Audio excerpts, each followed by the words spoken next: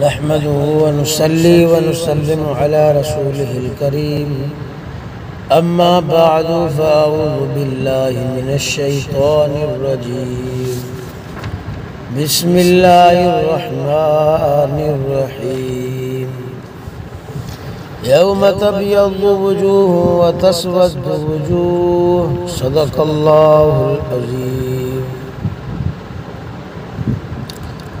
اللهم صل على سيدنا محمد النبي الأمي وعلى آله وبارك وسلم عدد كل معلوم لك دائما أبدا۔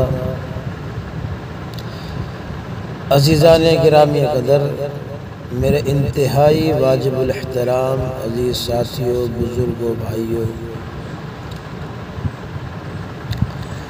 اسلام کے نام پر ہوا پرستی، فرقہ عثمانی کا تحقق، اس حوالے سے آج کی ہماری جو مجلس ہے اس کا نمبر 6 ہے، یعنی 6ٹھی مجلس ہے۔ میرے دوستو، جیسا کہ ہمارا موضوع کیپٹن مسعود الدین عثمانی کے نظریات باطلہ، ان کی تردید کرنا اور عوام الناس کو اپنے مسلمان بھائیوں کے ایمان کی چوکیداری کرنا ہے، کیونکہ اسلام، قرآن، حدیث، توحید، محبت رسول صلی اللہ علیہ وسلم اور محبت صحابہ، محبت اہل بیت کے نام پر دھوکے کے ذریعے سادہ لوگ مسلمانوں کے ایمان پر ڈاکہ زنی کرنے والے دنیا کے اندر اس وقت مختلف جو ہے رنگوں میں پیدا ہو رہے ہیں۔ میرے دوستو، جب تک ہم زندہ رہیں گے انشاءاللہ، اللہ سے امید ہے کہ اہل سنت والجماعت کی راہ، صراط مستقیم کی طرف لوگوں کو دعوت دینا، یہ ہمارا مقصد ہوگا، اور اس سیدھی راہ کو چھوڑنے والوں کے خلاف عملی، علمی، قلمی، زبانی اور جانی اور مالی جہاد جاری رہے گا۔ میرے دوستو، کیپٹن مسعود الدین عثمانی کے حوالے سے ہم نے شروع میں ذکر کیا تھا کہ اس کے ماننے والے مسعود الدین عثمانی کے نظریات کو، ان کے رسائل کو، ان کی کتب کو دنیا میں پھیلا رہے ہیں، اس کی تشہیر کر رہے ہیں، اور ہم نے ان 14 مسائل کا بھی ذکر کیا تھا جن میں یہ علماء اسلام سے جداگانہ رائے رکھتے ہیں۔ میرے دوستو، آج ہم آپ کے سامنے یہ بیان کریں گے کہ کیپٹن مسعود الدین عثمانی قرآن مجید کا منکر تھا۔ اب وہ منکر کس طرح تھا میرے دوستو؟ قرآن مجید کی کچھ آیات ہیں جن کا ترجمہ ہم آپ کے سامنے کریں گے، پھر ہم بتائیں گے کہ ان آیات کے بارے میں کیپٹن مسعود الدین عثمانی نے کیا کہا۔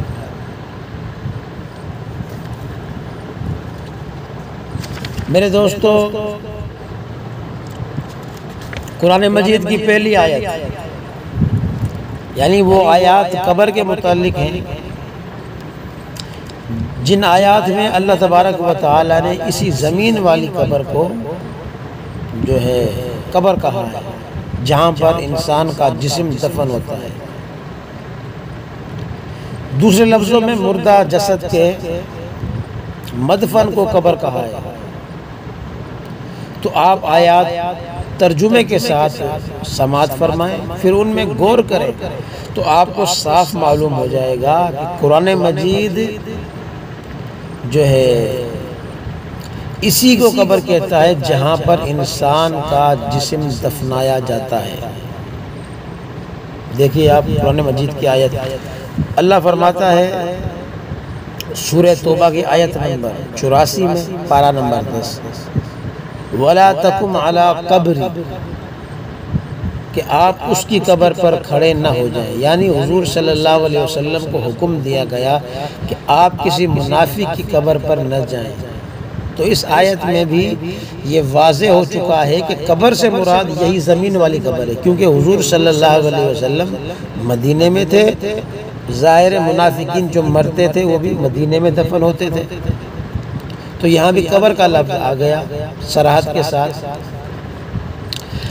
آیت نمبر 2، وَمَا أَنْتَ بِمُسْمِعٍ مَّن فِي الْقُبُورِ، اللہ رب العزت فرماتے ہیں اور اے پیغمبر آپ ان لوگوں کو نہیں سنا سکتے جو قبروں میں ہیں، جو مدفون ہیں، ان کو آپ نہیں سنا سکتے۔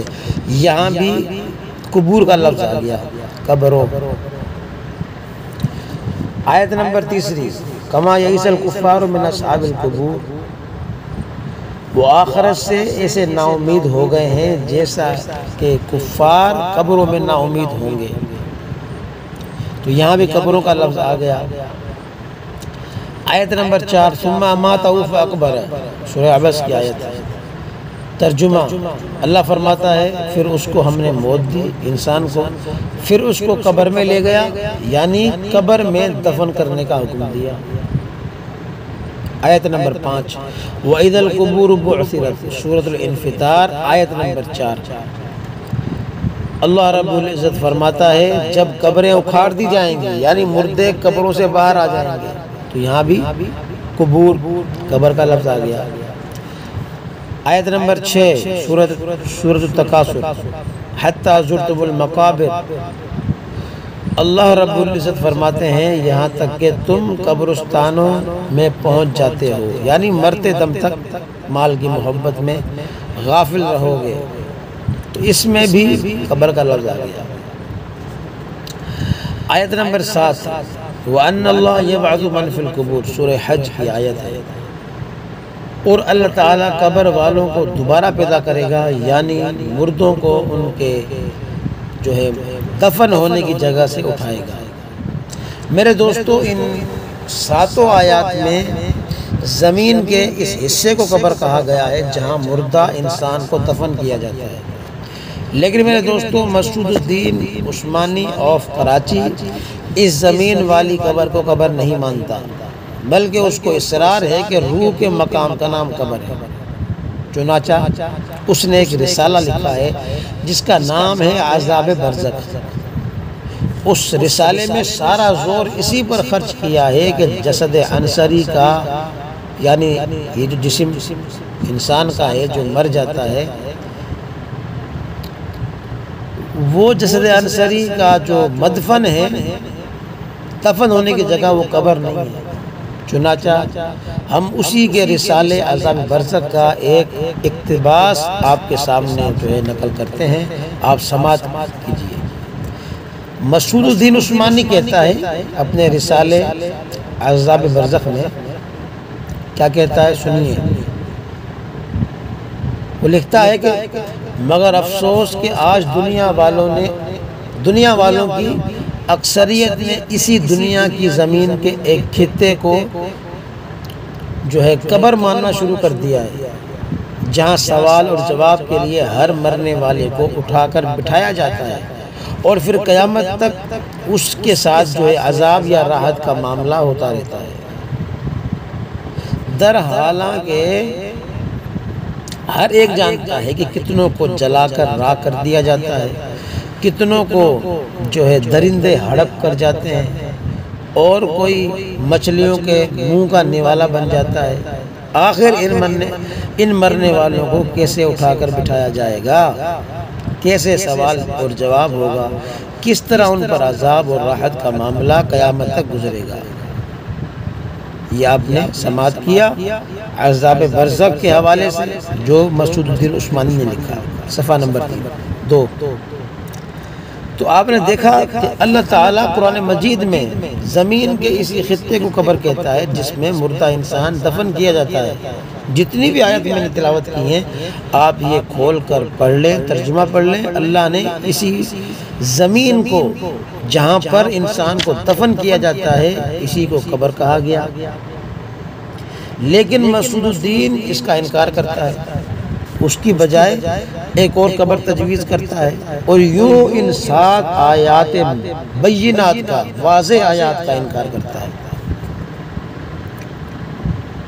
میرے دوستو، قرآن مجید واضح اور صاف لفظوں میں بتاتا ہے کہ مرنے کے بعد انسان کا ٹھکانہ یہی زمین ہے جس میں جلد یا دیر انسان کی قبر بنائی جاتی ہے۔ اللہ تعالیٰ ارشاد فرماتے ہیں آیت نمبر 1، قال فیہا تحیون وفیہا تموتون ومنہا تخرجون، سورہ اعراف کی آیت نمبر 25۔ فرمایا اللہ رب العزت نے کہ تم کو وہاں زمین میں ہی زندگی بسر کرنا ہے، زمین میں ہی تمہیں زندہ رہنا ہے، اور وفیہا تموتون، اور وہیں زمین کے اندر ہی تمہیں مرنا ہے، مرنے کے بعد زمین میں ہی جانا ہے، وَمِنْهَا تُخْرَجُونَ، اور اسی زمین سے تمہیں دوبارہ پیدا ہونا ہے۔ تو یہ اللہ کا قانون ہے۔ آیت نمبر 2 آپ سن لیں، سورہ طٰہٰ کی آیت جو ہے آیت نمبر 55۔ اللہ رب العزت فرماتا ہے مِنْهَا خَلَقْنَاكُمْ وَفِيهَا نُعِيدُكُمْ وَمِنْهَا نُخْرِجُكُمْ تَارَةً أُخْرَىٰ۔ ترجمہ، ہم نے تم کو اسی زمین سے پیدا کیا اور اسی میں ہم تم کو لوٹائیں گے، تم کو لے جائیں گے، اور پھر دوبارہ اسی زمین سے تمہیں نکالیں گے۔ آیت نمبر 3 سورہ نوح آیت نمبر جو ہے 18، وَاللَّهُ أَنبَتَكُم مِّنَ الْأَرْضِ نَبَاتًا ثُمَّ يُعِيدُكُم فِيهَا وَيُخْرِجُكُم إِخْرَاجًا۔ اللہ رب العزت فرماتے ہیں کہ تم کو زمین سے ایک خاص طور پر پیدا کیا، یعنی زمین سے تم کو پیدا کیا، ثم یعیدکم فیہا، پھر تمہیں زمین میں لٹائے گا، ویخرجکم اخراجا، اور تمہیں زمین سے ہی نکالے گا قیامت کے دن۔ آیت نمبر 4 سورہ مرسلات کی آیت نمبر 26 آپ کے سامنے ہے، الم نجعل الارض کفاتا احیاء و امواتا۔ اللہ رب العزت فرماتے ہیں کہ ہم نے زمین کو زندوں اور مردوں کو سمیٹنے والی نہیں بنایا۔ سامعین کرام، قرآن مجید کا فرمان ہے کہ مردہ انسانوں کو ٹھکانہ زمین ہی میں ملتا ہے، چاہے وہ جلدی ملے یا دیر سے، بہرحال مردہ انسانوں نے زمین ہی میں دفن ہونا ہے۔ باقی رہا کہ روح تو اس کا مقام جو بھی ہو، روح کا مقام جو بھی ہو، اس کا مردہ انسان کے جسم یا اجزاء اصلیہ سے برزخی تعلق رہتا ہے۔ تو اس صورت میں اللہ تعالیٰ کا ارشاد بالکل سچا اور صادق آتا ہے کہ مردہ انسانوں کا ٹھکانہ قیامت تک زمین کا یہی خطہ ہے جس میں وہ دفن ہے، جس کو قبر کہا جاتا ہے۔ لیکن میرے دوستو، مسعود الدین جو عثمانی ان چاروں آیات کا انکار کرتے ہوئے کہتا ہے کہ زمین کے اس خطے کو قبر نہیں کہتے جس میں مردہ انسان دفن ہے، بلکہ وہ مردہ انسان کا کوئی اور ٹھکانہ بتاتا ہے جو کہ اس زمین کے علاوہ ہے۔ تو خلاصہ یہ نکلا کہ قرآن مجید کہتا ہے کہ مرنے کے بعد انسان کا ٹھکانہ یہی زمین ہے، لیکن اس کے برعکس مسعود الدین صاحب کہتا ہے مرنے کے بعد انسان کا ٹھکانہ زمین نہیں بلکہ آسمان وغیرہ ہے۔ یوں ان 4 آیات کا انکار کرتا ہے۔ میرے دوستو، دراصل مسعود الدین عثمانی کا جو ذہن تھا جس کی وجہ سے اس نے آیات کا انکار کیا، اصل میں اس کا ذہن، اس کی ذہنیت اور مکہ کے مشرکوں کی جو ذہنیت تھی وہ دونوں ایک جیسی تھی۔ کیونکہ ابھی آپ کے سامنے میں نے عذاب برزخ کا حوالہ پیش کیا تھا جس میں اس نے اس جو ہے زمین والی قبر کا انکار کیا ہے۔ اس زمین والی قبر میں کسی قسم کی جزا و سزا نہیں ہوتی، اور مسعود الدین عثمانی نے دلیل کیا پیش کی؟ دلیل میں مشرکانہ عقلی شبہات پیش کی کہ ظاہر ہے وہ عقلی شبہات کیا تھے؟ کہنے لگا جس مردے کو درندے اور مچھلیاں کھا گئی یا وہ جل کر راکھ ہو گیا تو اس کو عذاب قبر کیسے ہوگا؟ اور کیپٹن صاحب نے سمجھ رکھا ہے کہ ایسے مردوں کو قبر نصیب ہی نہیں ہوئی، تو اس لیے کہتا ہے کہ ان کو عذاب کیسے ہوگا جن کو شیر کھا گیا، جن کو جو ہے زمین نے قبول ہی نہیں کیا، جو جل گئے وغیرہ وغیرہ۔ میرے دوستو، یہ جتنے بھی اعتراضات مسعود الدین عثمانی نے کیے ہیں، جو عقل سے اس نے شبہ ڈالے ہیں، میرے دوستو اصل میں یہ مشرکوں کا ذہن ہے۔ آپ کو معلوم ہے، آپ نے سنا ہے مشرکین مکہ کے بارے میں کہ مشرکین مکہ قیامت کے منکر تھے۔ وہ یہ کہتے تھے کہ قیامت کے بعد دوبارہ زندہ ہونا نہیں ہے، منکر تھے وہ۔ اب وہ انکار کیوں کرتے تھے قیامت کا کہ دوبارہ زندہ نہیں ہونا ہے؟ اس کا انکار کیوں کیا؟ کیونکہ انہوں نے بھی عقلی شبہات پیدا کی، تو عقلی شبہات کی وجہ سے وہ قیامت کا انکار کرتے تھے۔ چنانچہ قرآن مجید میں ہے، مشرکین مکہ کہتے تھے کہ اَإِذَا مِتْنَا وَكُنَّا تُرَابًا وَعِظَامًا أَإِنَّا لَمَبْعُوثُونَ، کہ ہم جب مر کر مٹی ہو جائیں گے، ہم چورا چورا ہو جائیں گے، ہڈیاں بوسیدہ ہو جائیں گی، تو ہم دوبارہ کیسے اٹھیں گے؟ تو خاک اور راکھ شدہ مردے کا زندہ ہونا ناممکن اور خلاف عقل ہے، لہذا یہ نہیں ہو سکتا۔ میرے دوستو، قرآن مجید نے اسی لیے ان کے اس باطل نظریے کو یوں بیان کیا، ہیہات لما توعدون۔ تو مشرکین مکہ کا میرے دوستو یہی ذہن تھا کہ وہ قرآن مجید کی آیات کو عقل کے مطابق جو ہے اس کو تولتے تھے، پھر اس کے بعد شبہات ڈالتے، پھر اس کا انکار کرتے تھے۔ تو عثمانی نے بھی یہی کام کیا۔ میرے دوستو، اللہ جل شانہ نے ان کے تمام شبہات کے جواب میں کئی مرتبہ فرمایا، بار بار یہی جواب دیا کہ چاہے مردہ جس حالت میں بھی ختم ہو جائے، پتھر اور لوہا بن جائے یا خاک اور راکھ ہو جائے، اس کے سب ذرات اللہ کے علم میں ہیں، اور وہ قدرت سے باہر نہیں چلے گئے بلکہ وہ قدرت کے ماتحت ہیں۔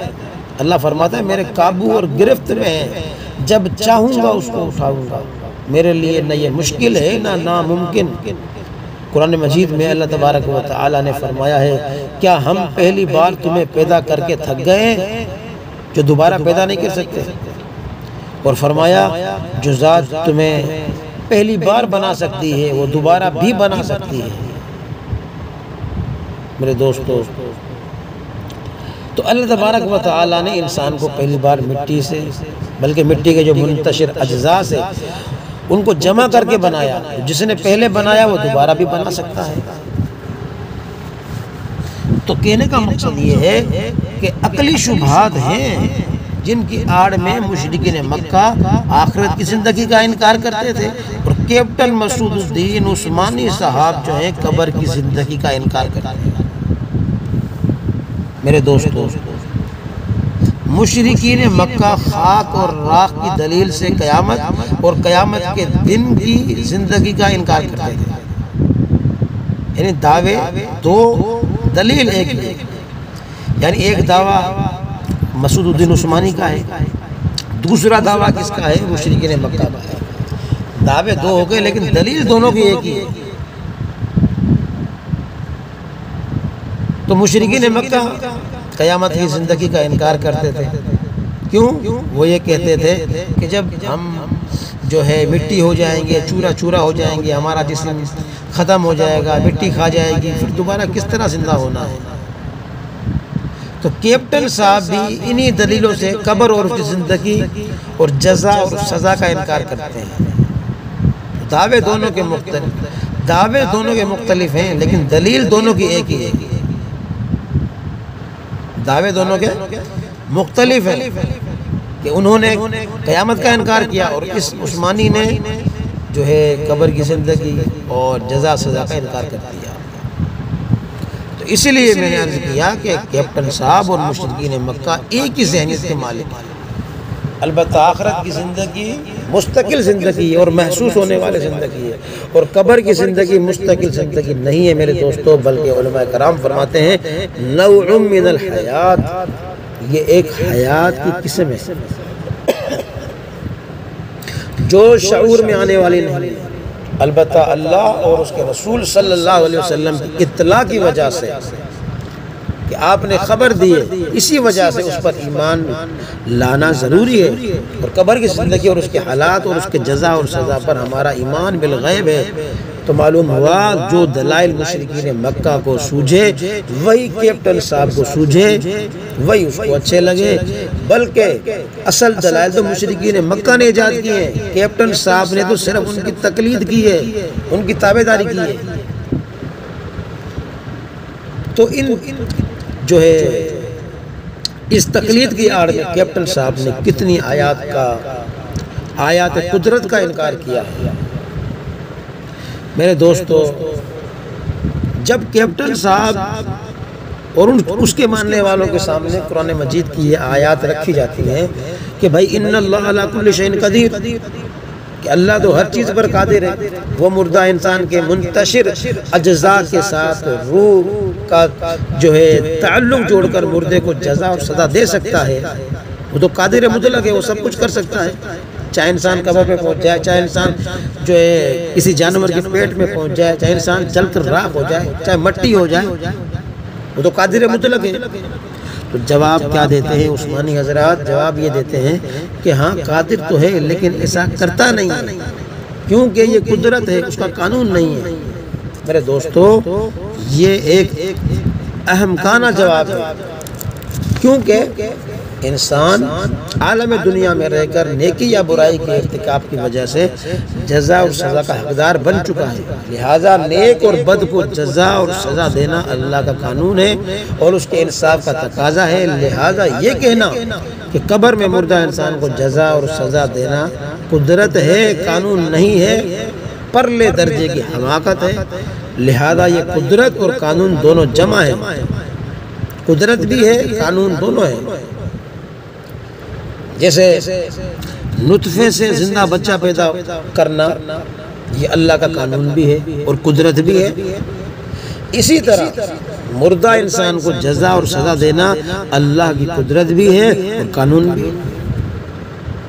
میرے دوستو، آخر میں ہم ایک چیلنج کرتے ہیں کہ کیپٹن مسعود الدین عثمانی، اس کے ماننے والوں کو، تمام منکرین عذاب قبر کو میرا چیلنج ہے کہ قرآن مجید کی ایک آیت دکھائی جائے، صرف ایک آیت، یا پھر حضور اکرم صلی اللہ علیہ وسلم کی ایک حدیث دکھائی جائے جس میں قبر کا لفظ استعمال کیا گیا ہے اور اس سے روح کا مقام مراد لیا گیا ہے، جس میں یہ ثابت کیا گیا ہو کہ بھئی قبر یہ نہیں ہے، قبر کوئی اور ہے، یہ دنیا والی زمین یہ قبر نہیں ہے جہاں انسان کو دفن کیا جاتا ہے، بلکہ قبر وہ ہے جہاں پر روح جو ہے موجود ہوتی ہے۔ تو یقین جانیے میرے دوستو، میرے سامعین، قرآن و حدیث میں جہاں بھی قبر کا لفظ استعمال کیا گیا ہے وہاں یہی خطہ اراضی مراد ہے، یہی زمین مراد ہے جہاں مردہ انسان کو دفن کیا جاتا ہے۔ جی ہاں میرے دوستو، آخر میں ایک غلط فہمی کا ازالہ کرتے چلیں۔ میرے دوستو، دشمنان اسلام کے جو اعتراضات ہیں، جو دین اسلام کے عقائد اور اعمال پر وہ کرتے ہیں، ان میں سے ایک یہ بھی ہے کہ اسلام عذاب قبر کا نظریہ پیش کرتا ہے، حالانکہ بعض مردے ایسے جن کو قبر نصیب نہیں ہوئی تو ان کو عذاب قبر کیسے ہوگا؟ جیسا کہ کیپٹن مسعود الدین نے بھی یہی اعتراض کیا ہے۔ تو علماء اسلام نے جواب دیا ہے کہ قبر سے مراد صرف یہ گڑھا نہیں ہے، قبر سے مراد یہ گڑھا نہیں ہے، بلکہ قبر سے مراد عالم برزخ ہے، کیونکہ آدمی مرنے کے بعد عالم برزخ میں پہنچ جاتا ہے، کیونکہ موت سے لے کر قیامت کے درمیانی زمانے کو عالم برزخ کہتے ہیں، یعنی مرنے کے بعد سے لے کر، چاہے انسان قبر میں ہے لیکن قبر سے لے کر قیامت تک کا جو یہ درمیانی ایک زمانہ ہے اس کو عالم برزخ سے تعبیر کرتے ہیں۔ اور مردہ انسان چاہے جہاں بھی ہو وہ عالم برزخ میں ہے، چاہے قبر میں برزخ میں ہے، چاہے وہ جانور کے پیٹ میں برزخ میں ہے، تو کسی مقام پر بھی وہ انسان کا جسم وہ عالم برزخ میں ہے، چاہے قبر میں دفن ہو یا پرندے یا درندوں کے پیٹ میں ہو یا خاک اور راکھ ہو یا فضا میں ہوا میں لٹکا ہوا ہو۔ تو ہمارے علماء نے قبر سے مراد برزخ اس لیے کہا تاکہ قبر کے مفہوم میں ایک وسعت پیدا ہو جائے اور قبر کا مفہوم مردے کے ہر مقام کو شامل ہو جائے، لیکن ان کم عقلوں نے اس سے یہ سمجھ لیا کہ برزخ کہنے سے قبر کی نفی ہو گئی، حالانکہ نفی نہیں ہوئی بلکہ قبر کے لفظ میں وسعت پیدا ہوئی۔ اس لیے ہمارے علماء اسلام فرماتے ہیں جو مردہ باقاعدہ زمین میں دفن کیا گیا تو اس کے لیے حقیقی قبر ہے یہی والی جہاں دفن کیا گیا، اور جو مردہ کسی اور مقام میں ہے مثلا شیشے کی الماری میں یا خاک وغیرہ میں وغیرہ وغیرہ تو اس کی مجازی قبر ہے۔ تو بہرحال مردہ انسان کے مقام اور ٹھکانے کو قبر کہتے ہیں، روح کے مقام کو کہیں پر بھی قبر نہیں کہا گیا۔ تو واضح رہے کہ قبر اور برزخ کے مفہوم میں کوئی تضاد نہیں ہے، اور نہ ہی یہ دونوں ایک دوسرے کی ضد ہیں۔ قبر اور برزخ ایک ہی چیز ہے میرے دوستو، بلکہ دونوں جمع ہوتے ہیں اور بھی یک وقت صادق بھی آتے ہیں، یہ ایک دوسرے کی نفی نہیں کرتے۔ تو قبر مردہ انسان کے لیے کیا ہے؟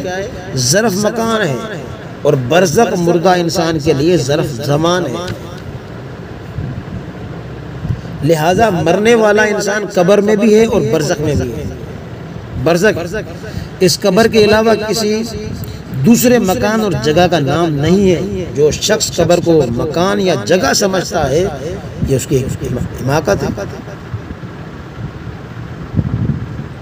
تو روح نکلتے ہی آدمی کا زمانہ تبدیل ہو جاتا ہے، اگرچہ وہ چارپائی پر کیوں نہ ہو۔ لہذا مردہ انسان کو برزخ میں نہ سمجھنا بلکہ دنیا کی چیز سمجھنا حماقت اور نادانی ہے۔ لہذا جن اکابرین علماء نے قبر سے مراد برزخ لیے وہ قطعاً اس خطہ ارضی کے قبر کے منکر نہیں ہیں کہ انہوں نے اس زمین والی قبر کا انکار کیا ہو۔ نہیں میرے دوستو، نہیں کیا، انہوں نے تو دشمنان اسلام کے شبہ کا جواب دیا ہے۔ لہذا ایسے لوگوں کے متعلق یہ سمجھنا کہ وہ اس زمین والی قبر کو قبر نہیں کہتے، منکرین عذاب قبر کے جو ہے برے فہم کا نتیجہ ہے۔ جو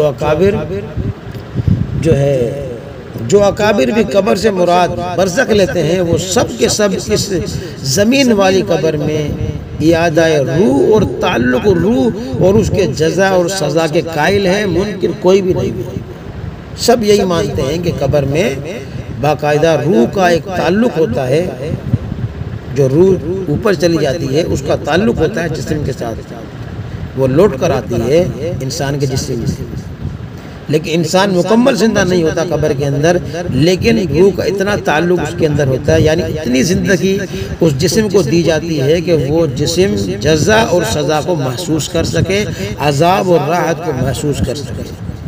اللہ سے دعا ہے کہ اللہ تبارک و تعالی ہم سب کو جو ہے قرآن مجید کی آیات کو سمجھنے کی، سمجھانے کی توفیق عطا فرمائے۔ مزید اور بھی ہم جو ہے آیات پیش کریں گے، ان آیات کا کیپٹن صاحب نے غلط مطلب بیان کیا ہے، انشاءاللہ پھر وہ اگلی مجلس کے اندر بیان کریں گے۔ صدق اللہ العظیم۔